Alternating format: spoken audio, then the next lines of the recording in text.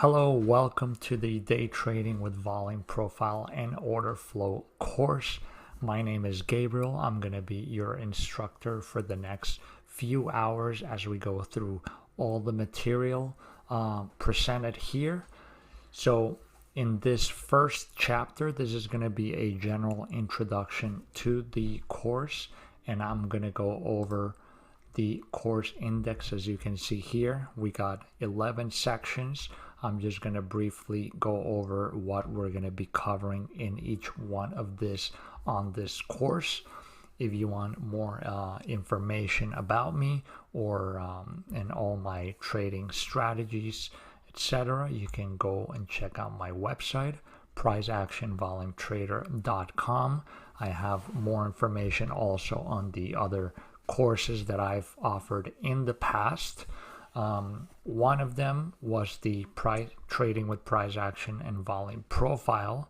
So in that course, I gave an introduction to volume profile, talked a lot about different concepts with it, and it was mostly focused on a swing trading approach. It wasn't really focused as this one on intraday or short-term trading.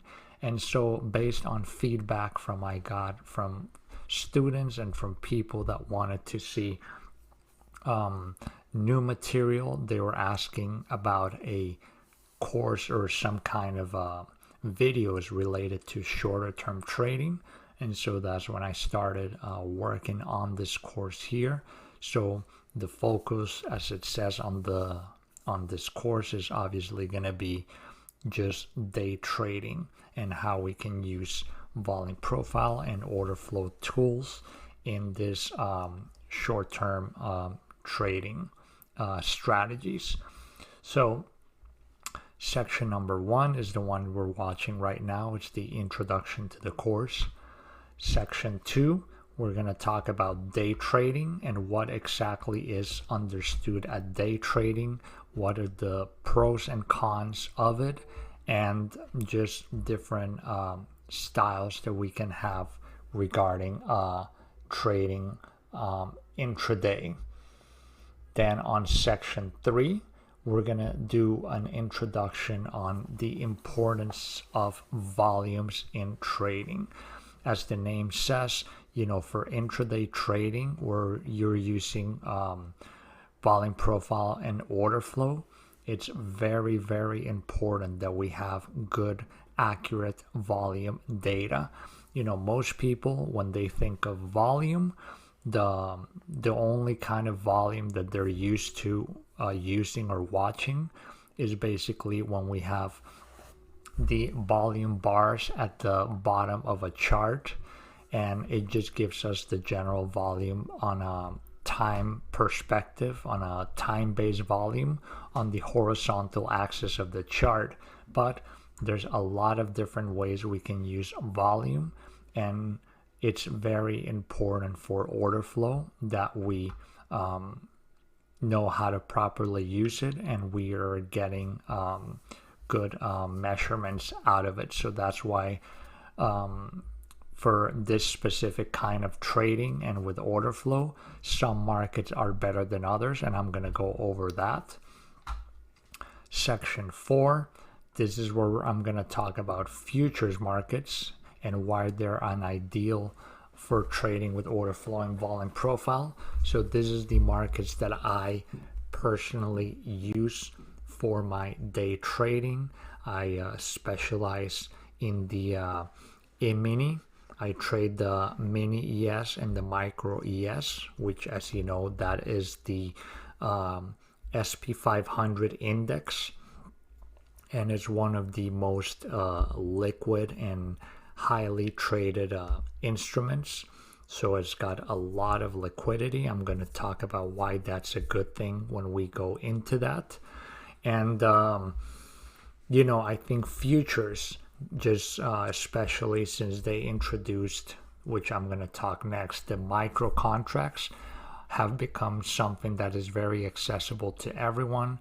It has great data as far as from the CME and different providers as far as volumes, etc. So That's why this is the market that I have chosen for my own intraday trading, and I'll talk to you all about it and what the different concepts are, how it works, the different fees, commissions that you have, different brokers, etc. Then on chapter 5, I'm going to go over specifically what the futures, mini, and micro contracts are. Like I said, these are by far the two most popular types of contracts.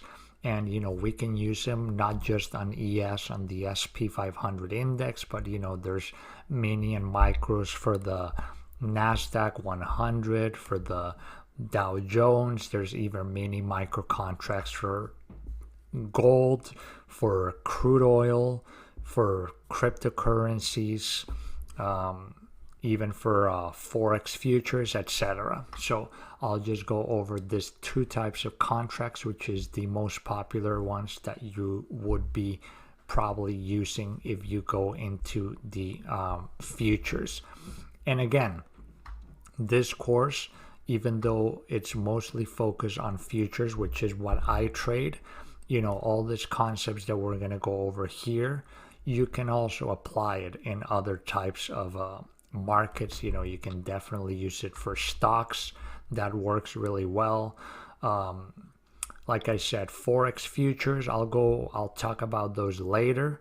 And then even some large crypto markets also, this whole concepts are going to work well too. Section 6, we're going to talk about the volume profile. I'll go over the definition, all the elements that make it up. We're going to talk I'll talk to you all about the different types of profiles that we have, how you can use it on different platforms. In this course, I'm going to be using TradingView and Sierra Chart, which are the two main platforms that I use for charting and for actual trade execution. Chapter 7, we're going to dig a bit deeper and more advanced into volume profile, and we're going to go over the different kind of structures, different kinds of days that we can have on the profiles, and what those types of days and shapes will tell us about the behavior between buyers and sellers.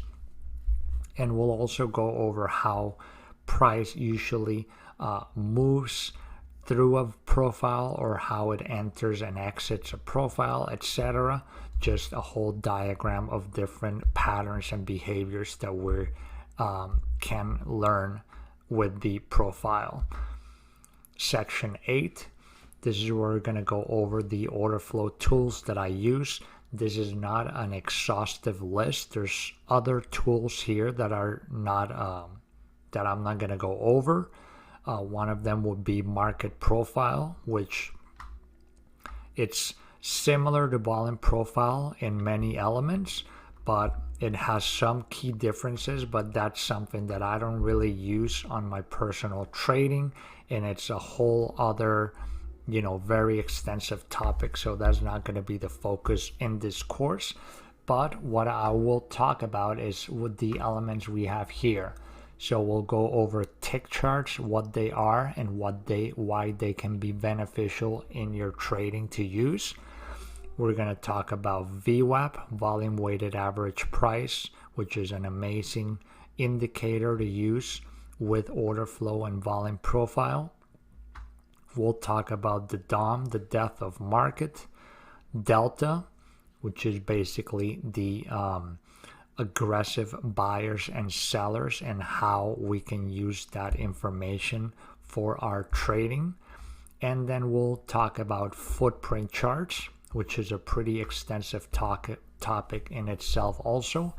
And footprint charts, what they're going to help us is basically, when you look at a footprint chart, you're looking at like an x-ray of the candlestick. So if you have let's say a 5-minute candle, and you look at it on a footprint chart, you're going to get to view exactly what the relationship between buyers and seller was inside that 5-minute candle at each exact price level. And this works with not only, it can work in minute candles, different times, different types of charts too, like we're going to say the tick charts, etc. But footprint is really going to give us an inside view into the behaviors that we're having, the market momentum, etc., and where we can identify high volumes of buying or selling. Chapter 9, I'm going to go through the Sierra chart template that I'm going to use for this course. Like I said, this is Sierra chart is my main platform for trading. You don't necessarily need to use Sierra chart. There's many other good platforms out there that have all the capabilities to use all these tools. There's NinjaTrader, there's Jigsaws, there's MotiveWave, there's TradeStation, there's Quantower, etc. There's a lot of good platforms out there. You just want to make sure that you have access to volume profile, and that you also can use depth of market level 2 data, which I'll define. I'll go over this more in detail throughout the course. But you just want a good professional platform to get the most out of this. I also use TradingView, like I said. They do have volume profile tools, but they're pretty limited when it comes to order flow tools. So that's why I don't really use TradingView as my main platform. I use it mostly just to do to analyze charts in general, to use volume profile on higher time frames, etc. But those will be the two platforms that I will be showing throughout this course. And so this chapter, like I said, I'll go over the exact template that I use, and after 30 days of you having the course, then you're going to be able to receive this template, and I'll send you my exact file from Sierra Chart, so you can load up all the charts that you're going to see on this course into your computer with all my settings, indicators, and everything how I have it over here for you to use. And I'll just give you a quick tutorial how to use the platform. Section 10 is going to be focused mostly on how we're going to apply all these concepts into the charts. So we're going to go over how we use a higher time frame analysis, how I use longer term volume profiles to help me with my intraday trading, how to identify big important levels. We're going to talk about the importance of the session, value area high, value area low, point of control, and VWAP. Again, these concepts, if you're not familiar with these terms here, this is all elements of the volume profile, which I'm going to cover extensively in chapter 6. So we'll talk about why all these are very important when we do our short-term trading.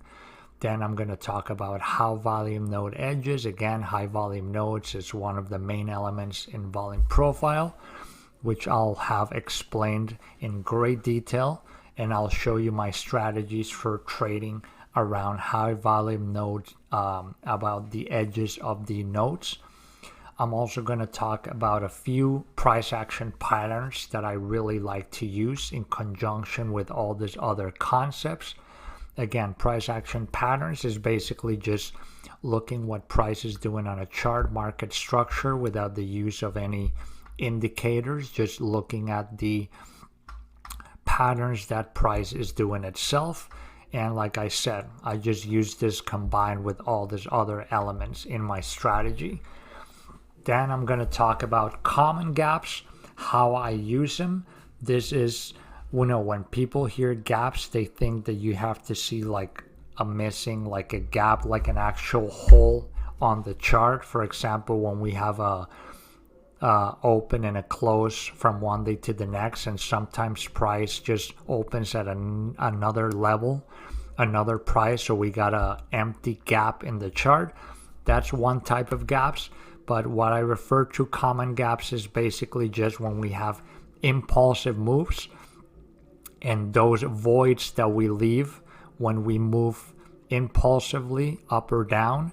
I use those a lot in my trading, and I'll show you how these are all related to volume profile and how you can use this not only for looking for trade entries, but also for take profit targets or places where you would like to look to close your trades.